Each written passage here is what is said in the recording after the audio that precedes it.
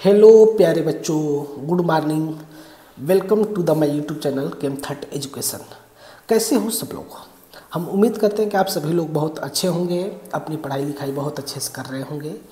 प्यारे बच्चों, आज हम लोग classification of element and periodicity के बारे में कुछ क्वेश्चंस का अध्ययन करते हैं।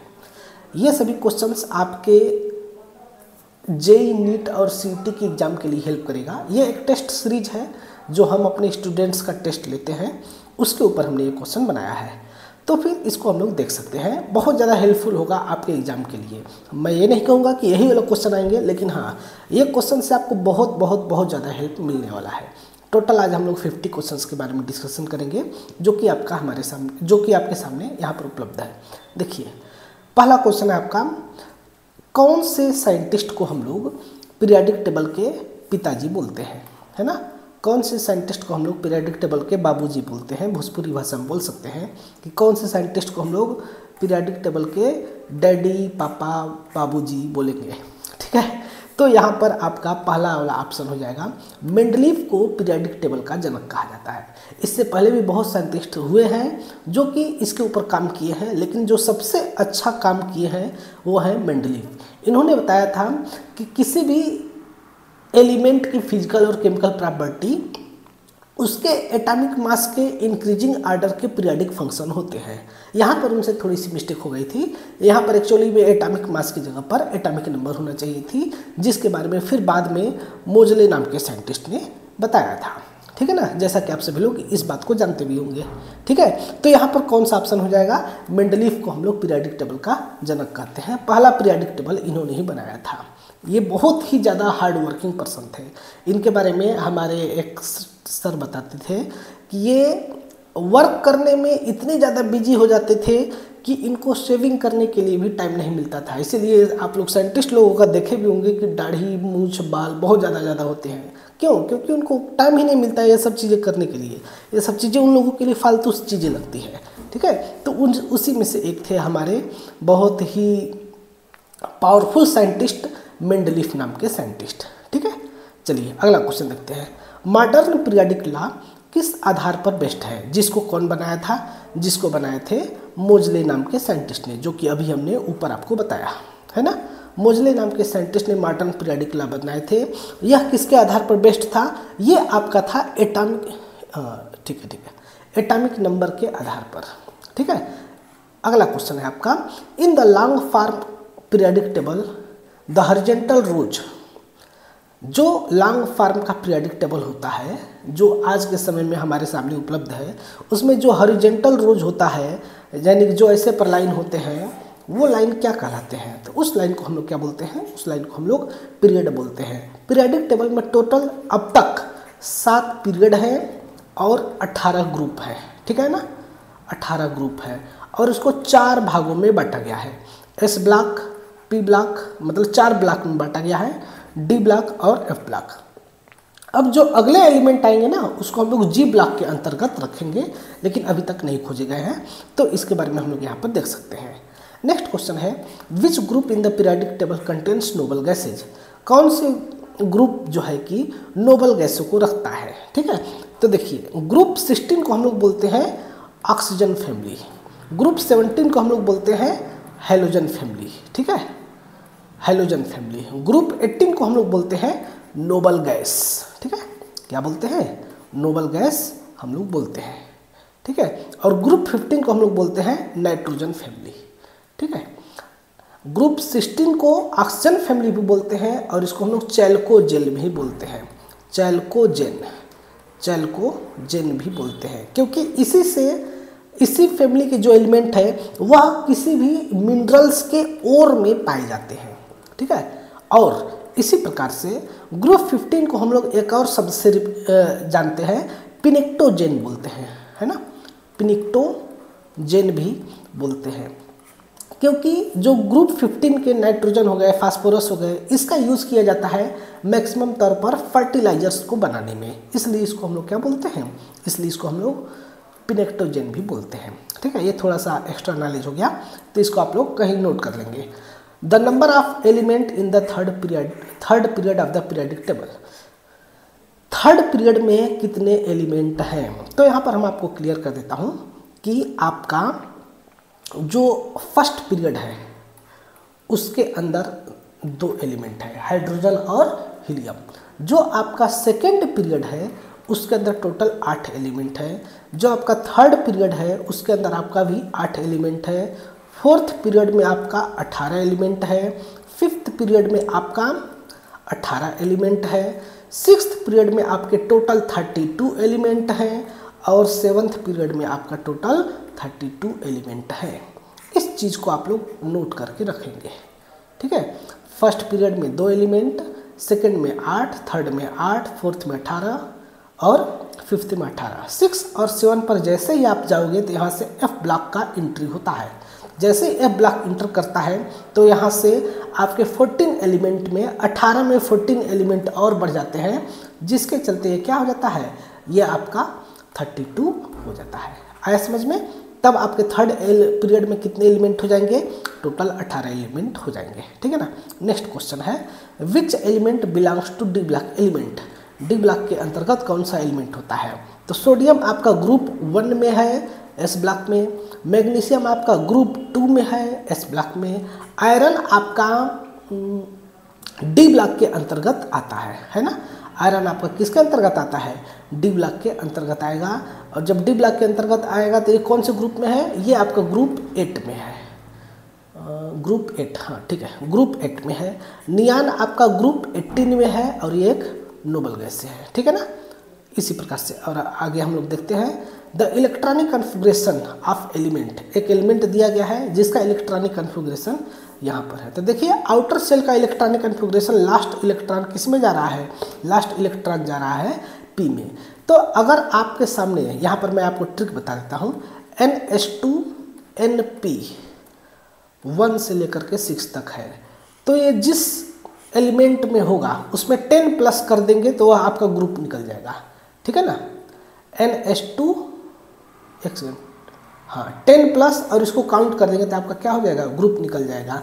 तो देखिए 10 और इसको भी हम लोग उसी में काउंट कर सकते हैं, तो 10 + 2 बात वही हो जाएगा 10 प्लस।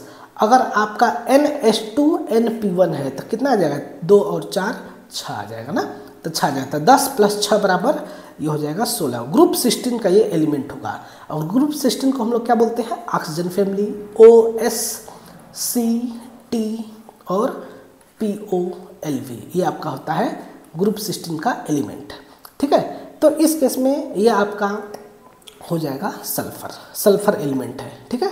सल्फर एलिमेंट का इलेक्ट्रॉनिक कन्फिग्रेशन यहाँ पर दिया हुआ है, ठीक है। इसी प्रकार से हम लोग अगला क्वेश्चन देखते हैं, which element shows diagonal relationship with lithium.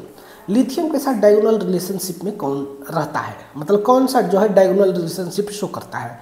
Diagonal relationship का मतलब क्या होता है कि जो भी डायगोनल पर एलिमेंट है उसकी केमिकल प्रॉपर्टीज क्या हो, मैच करती रहे। तो अगर आप अपने सामने पीरियोडिक टेबल खोल करके बैठे होंगे तो आप देख सकते हैं कि लिथियम के डायगोनल पर कौन होता है, लिथियम के डायगोनल पर होता है मैग्नीशियम, है ना। तो लिथियम के डायगोनल पर मैग्नीशियम होगा तो इसका आंसर क्या हो जाएगा, मैग्नीशियम हो जाएगा, ठीक है। Next question, which are the following has smallest atomic radius. इसमें से किसका एटॉमिक रेडियस सबसे स्मॉल होगा। तो आप सभी एलिमेंट को देखेंगे तो आपका किस पीरियड का है, ये आपका जो है कि थर्ड पीरियड का है। सभी एलिमेंट किस पीरियड के हैं, थर्ड पीरियड के एलिमेंट हैं। और किसी भी पीरियड में अगर हम लेफ्ट से राइट जाएंगे तो उस केस में रेडियस क्या होगा, रेडियस इस केस में घटेगा। और जब रेडियस डिक्रीज होगा तो हम देख सकते हैं sodium group 1, group 2, group 13, group 14। तो हम लेफ्ट से राइट जा रहे हैं तो सिलिकॉन का एटॉमिक रेडियस क्या हो जाएगा, सबसे कम हो जाएगा, ठीक है ना। इस प्रकार से आगे हम लोग देख सकते हैं, the ionisation enthalpy increases across the period.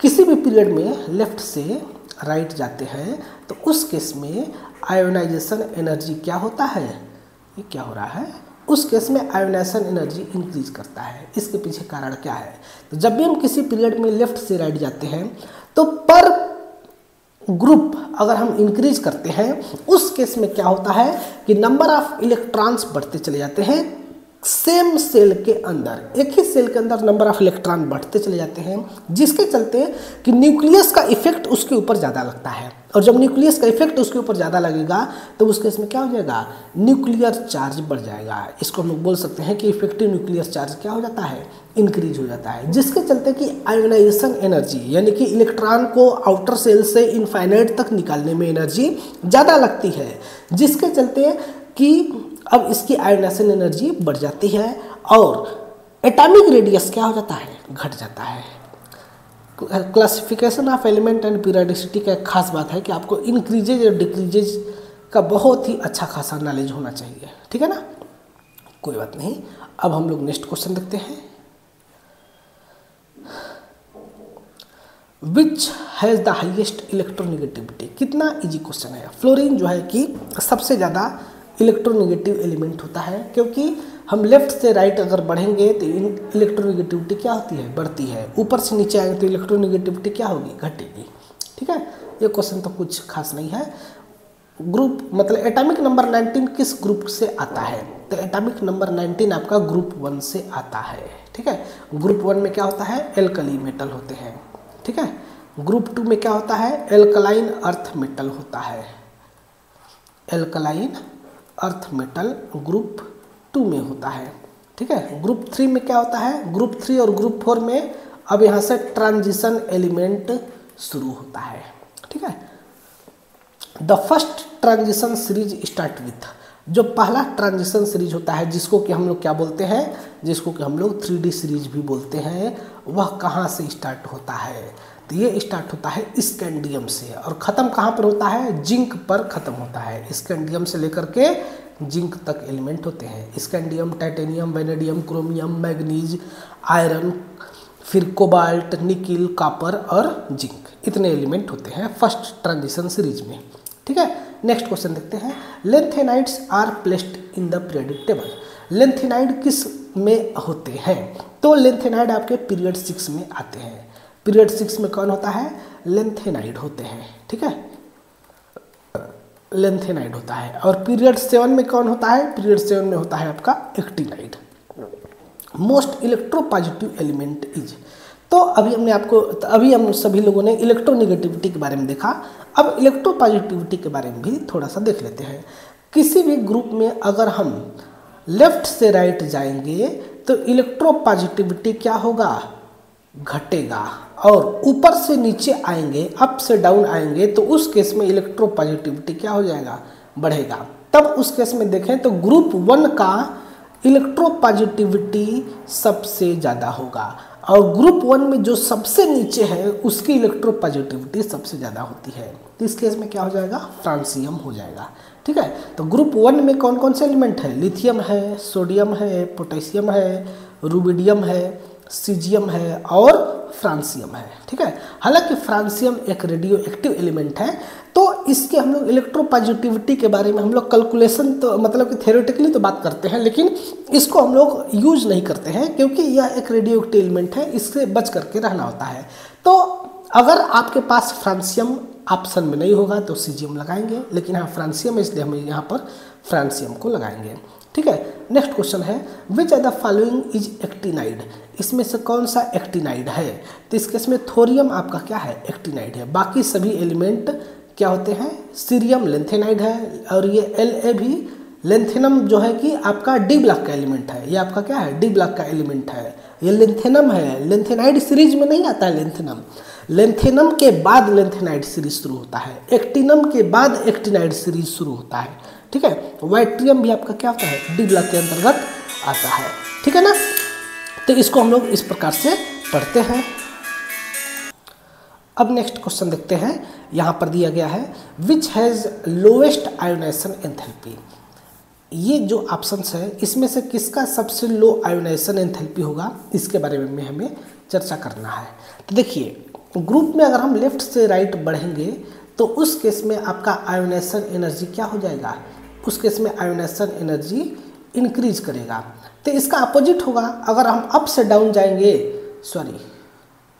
ठीक है, और हम अप से डाउन आएंगे तो उस केस में क्या हो जाएगा, उस केस में आयोनाइजेशन एनर्जी आपका डिक्रीज हो जाएगा। ठीक है, तो इसमें से कौन सा ऑप्शन हो जाएगा लोएस्ट आयोनाइजेशन एनर्जी का, तो ये डी वाला ऑप्शन हो जाएगा। ठीक है ना, इसका आयोनाइजेशन एनर्जी सबसे लो होता है, यानी कि बहुत ही कम एनर्जी में ही अपने आउटर सेल से इलेक्ट्रॉन को निकाल देता है, इसलिए इसका यूज़ किया जाता है सोलर पैनल बनाने में। ठीक है, नेक्स्ट क्वेश्चन दिया गया है इनर्ट पेयर इफेक्ट कौन शो करता है, तो इस केस में आपको पता होना चाहिए inert pair effect P block के एलिमेंट शो करते हैं। इनर्ट पेयर इफेक्ट का मतलब क्या होता है कि जैसे जैसे हम पी ब्लॉक में ऊपर से नीचे आते हैं उस केस में देखो पी ब्लॉक के इलेक्ट्रॉनिक कन्फिगरेशन क्या होता है NS2 और Np126 होता है।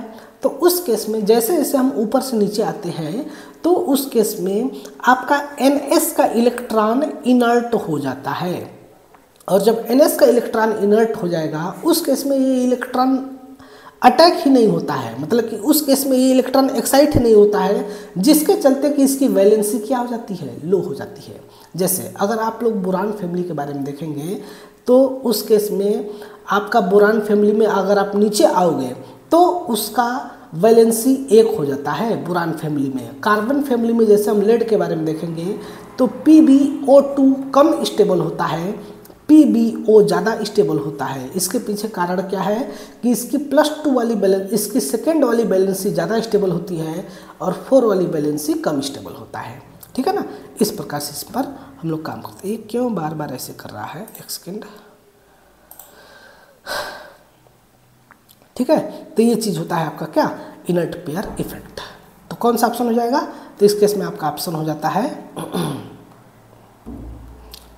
बी वाला ऑप्शन हो जाएगा जो कि पी ब्लॉक एलिमेंट होगा। ठीक है ना, अब नेक्स्ट क्वेश्चन हम लोग देखते हैं atomic radius decreases. Atomic radius decrease होता है, कब डिक्रीज होगा, तो इस केस में अभी हमने आपको बताया था लेफ्ट से राइट जाओगे तो एटॉमिक रेडियस क्या होगा, सॉरी इंक्रीज पूछा है ना। लेफ्ट से राइट अगर हम जाएंगे तो एटॉमिक रेडियस घटेगा, अप से डाउन जाएंगे तो एटॉमिक रेडियस बढ़ेगा। तो डाउन द ग्रुप क्या होगा, एटॉमिक रेडियस बढ़ेगा। Maximum number of element in period 6 period में कितने मैक्सिमम नंबर ऑफ एलिमेंट होंगे, तो थोड़ी देर पहले हमने इस पर चर्चा किया था। टोटल 32 एलिमेंट होते हैं। इलेक्ट्रॉनिक कन्फिगरेशन ऑफ हैलोजेंस, तो हैलोजेंस का इलेक्ट्रॉनिक कन्फिगरेशन क्या होता है, हैलोजेंस आपके आते हैं ग्रुप 17 में। इसका इलेक्ट्रॉनिक कन्फिगरेशन होता है NS2Np5। ठीक है, तो इसका कौन सा ऑप्शन हो जाएगा, ये वाला। NS2Np6 किसका होता है, नोबल गैस का होता है। ठीक है, NS2Np4 किसका होता है, ऑक्सीजन फैमिली का होता है, और NS2Np3 किसका होता है, नाइट्रोजन फैमिली का होता है। ठीक है ना, अगला question which of the following belongs to group 2। Group 2 से कौन सा बिलोंग कर रहा है, कैल्शियम। ये आपका ग्रुप 1 से, ये भी ग्रुप 1 से, और ये आपका है ग्रुप 13 से। ठीक है, which block contents alkali metal. Alkali metal कौन होता है, S ब्लॉक में होता है। ग्रुप 1 में एल्कली मेटल, ग्रुप 2 में एल्कलाइन मेटल। पी ब्लॉक में कौन होते हैं, पी ब्लॉक में आपके होते हैं मेटल, नॉन मेटल और मेटलाइट तीनों होते हैं। तो इसके बारे में यहाँ पर कुछ कहना ही गलत है। ठीक है, अगला क्वेश्चन हम लोग देखते हैं, बहुत ही इजी क्वेश्चन है। विच of the following has highest atomic size. किसका एटॉमिक साइज जो है सबसे ज़्यादा होगा, तो देखिए ये सभी के सभी आपके ग्रुप 2 के एलिमेंट हैं। तो ग्रुप 2 में अगर हम लेफ्ट से अप से डाउन आएंगे तो एटॉमिक साइज क्या होगा, बढ़ेगा। तो बेरिलियम सबसे ऊपर, फिर मैग्नीशियम, फिर उसके नीचे कैल्शियम, फिर उसके नीचे स्ट्रांसियम होता है। तो स्ट्रांसियम का एटॉमिक साइज सबसे ज़्यादा हो जाएगा। Which has the lowest electronegativity. Lowest electronegativity क्या होगा, तो किसी एक पार्टिकुलर ग्रुप में अगर हम अप से डाउन जाएंगे तो इलेक्ट्रोनेगेटिविटी भी क्या हो जाएगा, डाउन हो जाएगा। तो इस केस में फ्लोरीन सबसे ऊपर, फिर क्लोरीन, फिर ब्रोमीन, फिर आयोडीन, तो इसकी इलेक्ट्रोनेगेटिविटी सबसे कम होगा। इलेक्ट्रोनेगेटिविटी का आर्डर ये होता है। ठीक है ना, फ्लोरीन का सबसे ज़्यादा, फिर क्लोरीन, फिर ब्रोमीन, फिर आयोडीन होता है। अगर तीनों की इलेक्ट्रोनेगेटिविटी के पाउलिंग स्केल के वैल्यू के बारे में बात करें तो फ्लोरीन का होता है 4.0, क्लोरीन का होता है 3.1 या फिर 3.0, दोनों में से कोई भी एक दिया रहता है। फिर ब्रोमीन का होता है 2.8, आयोडीन का होता है 2.5। ठीक है, ये इसकी वैल्यू होती है। Element of group 18 are called. Group 18 के एलिमेंट को हम लोग क्या बोलते हैं, नोबल गैसेज बोलते हैं। Alkali metal group 1, halogens group 17। Transition element कौन होते हैं? ट्रांजिशन एलिमेंट होते हैं 3 से लेकर के 12 तक के एलिमेंट, ग्रुप 3 से ग्रुप 12 तक के एलिमेंट। मेटलाइड्स आर प्लेस्ड इन, मेटलाइड आपका किस में होता है? तो सभी के सभी मेटलाइड होते हैं पी ब्लॉक में, और पी ब्लॉक में अगर आप देखोगे तो यह एक जिग जैग लाइन के अंतर्गत होते हैं, ठीक है ना। बोरान से स्टार्ट होता है, ऐसे ऐसे ऐसे ऐसे चलता रहता है, ठीक है, ऐसे करके, थोड़ा अच्छे से नहीं बना है। इसके इधर सभी होते हैं मेटल, इसके इधर होते हैं नॉन मेटल, है ना, नॉन मेटल, और ये इधर होते हैं मेटल, और ये होता है आपका मेटलाइट्स, है ना, मेटलाइट्स होते हैं, ठीक है। तो ये किस में होते हैं? जिग जैग लाइन के अंतर्गत होते हैं, यानी कि ये एक बंटवारा भी करता है ना, जैसे भारत पाकिस्तान का बंटवारा की लाइन होता है, उसी प्रकार से ये बंटवारा करता है मेटल और नॉन मेटल के अंतर्गत, ठीक है। अब देखिए लॉ ऑफ ट्राइड्स कौन दिया था? तो डाबर्नियर नाम के साइंटिस्ट ने ट्राइड रूल दिए थे, है ना।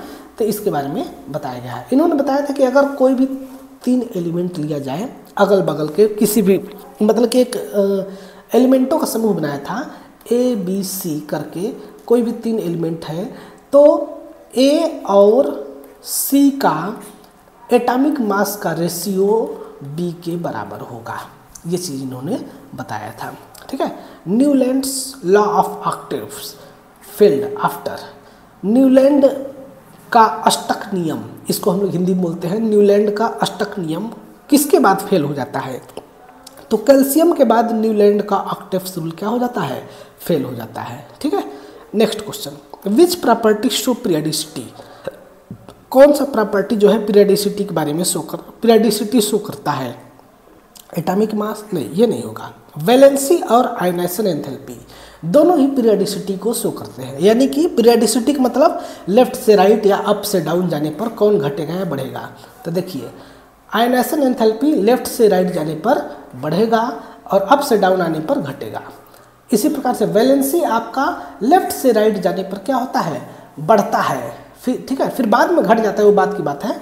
और फिर वैलेंसी के लिए थोड़ा सा अलग रूल चलता है, लेकिन हाँ ये भी पीरियडिसिटी के ऊपर डिपेंड करता है, ठीक है। वैलेंसी किसके ऊपर डिपेंड करता है? तो आउटर मोस्ट सेल के इलेक्ट्रॉन के ऊपर, ग्रुप में कांस्टेंट रहता है वैलेंसी, है ना। Which group elements known as alkali metal, group 1 को एल्कली मेटल, ग्रुप 2 को एल्कलाइन अर्थ मेटल, ग्रुप 17 को हेलोजन्स, ग्रुप 18 को नोबल गैस, ठीक है।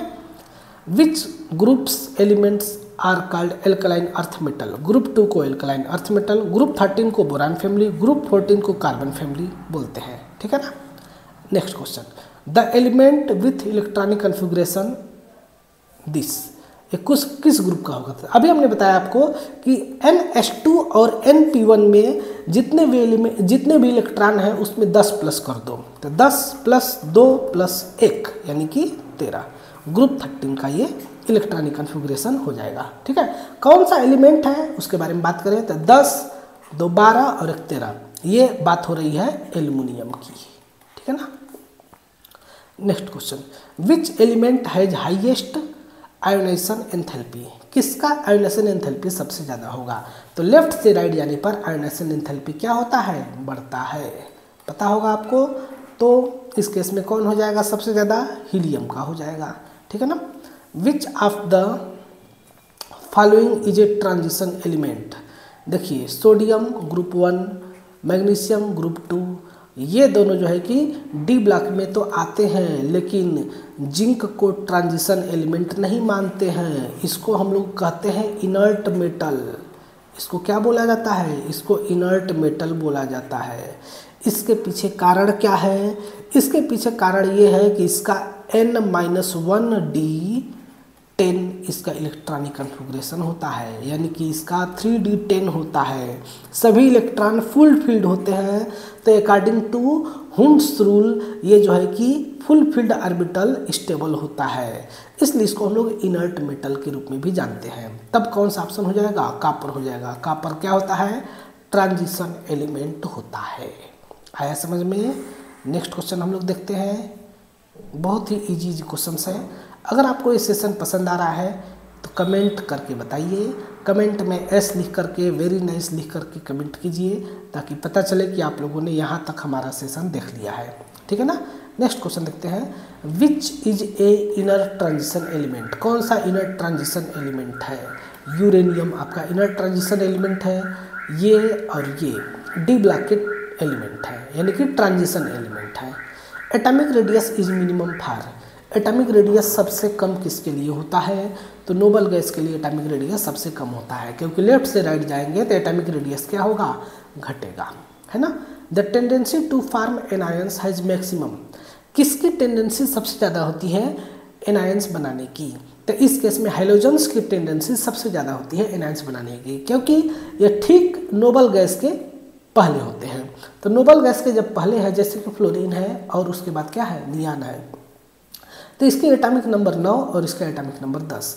अगर इसको एक इलेक्ट्रॉन और मिल जाता है तो ये बन जाएगा आपका F-, नियान का कन्फिग्रेशन प्राप्त कर लेगा। तो ये चाहेगा ना कि हम एनायन बने, एनायन बनेगा मतलब इलेक्ट्रॉन को गेन करेगा। ठीक है, तो ऐसी फिनोमेना यहाँ पर आसानी से देखने को मिलती है।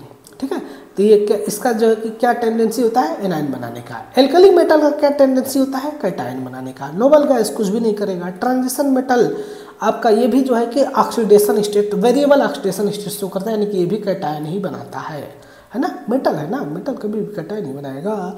कोऑर्डिनेशन मेटल की, कोऑर्डिनेशन कंपाउंड की बात छोड़ दे तो। D block elements also called. D block के एलिमेंट को क्या बोलते हैं? ट्रांजिशन एलिमेंट बोलते हैं। मेन ग्रुप एलिमेंट किसको बोलते हैं? मेन ग्रुप एस और पी को बोलते हैं, वो भी सबसे ज़्यादा पी को बोला जाता है। रिप्रेजेंटेटिव एलिमेंट किसको बोलते हैं? तो ग्रुप 2 के एलिमेंट, सॉरी सेकेंड पीरियड के एलिमेंट को हम लोग क्या बोलते हैं? सेकेंड पीरियड के एलिमेंट को रिप्रेजेंटेटिव एलिमेंट बोलते हैं, जैसे boron, carbon, nitrogen, oxygen, fluorine etc। ठीक है ना। नोबल एलिमेंट ग्रुप 18 को बोलते हैं, सब लोग जानते हैं। F block elements are called inner transition element. ठीक है ना। एफ ब्लॉक एलिमेंट को क्या बोलते हैं? इनर ट्रांजिशन एलिमेंट बोलते हैं। इसके पीछे कारण क्या है कि इसका इलेक्ट्रॉनिक कन्फिग्रेशन N-2F1 N-1D0 और NS2 इसका इलेक्ट्रॉनिक कन्फिग्रेशन होता है। लास्ट इलेक्ट्रॉन किस में जाता है? N-2 में जाता है। The element with atomic number 35। Atomic number 35 किसका होता है? ब्रोमीन का होता है। क्लोरीन का कितना होता है? क्लोरीन का होता है 17। ठीक है। आयोडीन का कितना होता है? आयोडीन का होता है 53। ठीक है ना। इसका कितना होता है? तो इसका होता है आपका 85। ठीक है, इस प्रकार से इसका हम लोग देख सकते हैं। Which group element has NH2NP2। NH2NP2 का क्या होगा? तो 10 + 2 + 2 14, ग्रुप 14 का एलिमेंट है। ठीक है ना, कितना इजी है। Which group element has NH2NP3, group 15 हो जाएगा भाई, अभी ऊपर वाला ही था है। Across a period metallic character क्या होगा? किसी भी पीरियड में लेफ्ट से राइट जाएंगे तो मेटेलिक कैरेक्टर घटेगा और नॉन मेटेलिक कैरेक्टर बढ़ेगा। ठीक है, तो क्या हो जाएगा? डिक्रीज हो जाएगा। Down A group electronegativity, down the group electronegativity क्या होगा? थोड़ी देर पहले अध्ययन किए थे, डिक्रीज होगा। ठीक है ना। Which period has maximum number of element, किस पीरियड में मैक्सिमम नंबर ऑफ एलिमेंट होते हैं? तो 6 और 7 दोनों में मैक्सिमम नंबर ऑफ एलिमेंट होंगे। ठीक है ना, दोनों ऑप्शन सही है। तो ये थोड़ा सा क्वेश्चन बनाने में मिस्टेक हो गया, ध्यान देना चाहिए था। मोस्ट मेटेलिक एलिमेंट इज, कौन सा जो है सबसे ज़्यादा मेटेलिक है? तो down the group metallic character बढ़ता चला जाता है। तो ये सभी ग्रुप 1 के हैं। तो ग्रुप 1 में डी वाला क्या हो जाएगा? सीजियम जो है सबसे नीचे है। जब सबसे नीचे है तो इसकी मेटेलिक कैरेक्टर भी क्या होगा? सबसे ज़्यादा होगा। Which is the most electronegative element, most electronegative element oxygen, chlorine. तो 3 ही एलिमेंट सबसे ज़्यादा इलेक्ट्रोनेगेटिव होते हैं, फ्लोरीन, ऑक्सीजन और नाइट्रोजन। देखिए फ्लोरीन दिया है तो फ्लोरीन हो जाएगा FON और N के बराबर होता है क्लोरीन का। ठीक है। लास्ट के 2 question. Which element belong to group 17 and period 2, है ना। ग्रुप 17 और पीरियड 2 में, तो सभी के सभी ग्रुप 17 के हैं। F second period, chlorine third period, bromine 4th period और आयोडीन 5th पीरियड में आते हैं। ये वाला ऑप्शन हो जाएगा। जिग जैग लाइन क्या चीज़ बताता है? जिग जैग लाइन सेपरेट, किसको सेपरेट करता है? मेटल और नॉन मेटल को। थोड़ी देर पहले मैंने इसके ऊपर अध्ययन किया था। ठीक है, तो ये था आज का आपका क्लासिफिकेशन ऑफ एलिमेंट और पीरियोडिसिटी के कुछ बहुत ही बेहतरीन क्वेश्चंस के बारे में अध्ययन, जो कि उम्मीद करते हैं कि आप सभी लोगों को समझ में आया होगा। टोटल 50 क्वेश्चंस को, जो कि इनऑर्गेनिक केमिस्ट्री के थे, इसलिए हमने इतना आसानी से अध्ययन कर लिया। अगर फिजिकल केमिस्ट्री होता तो उसको सॉल्व करना होता। अगले सेशंस में हम बहुत जल्द आपको फिजिकल केमिस्ट्री के भी क्वेश्चंस लाएंगे, जिसके न्यूमेरिकल्स को हम लोग बहुत ही अच्छे ढंग से सॉल्व करेंगे। ठीक है ना, तो आज के लिए इतना ही। मिलते हैं अगले किसी नेक्स्ट वीडियो में, तब तक के लिए आप सभी लोग का बहुत बहुत धन्यवाद।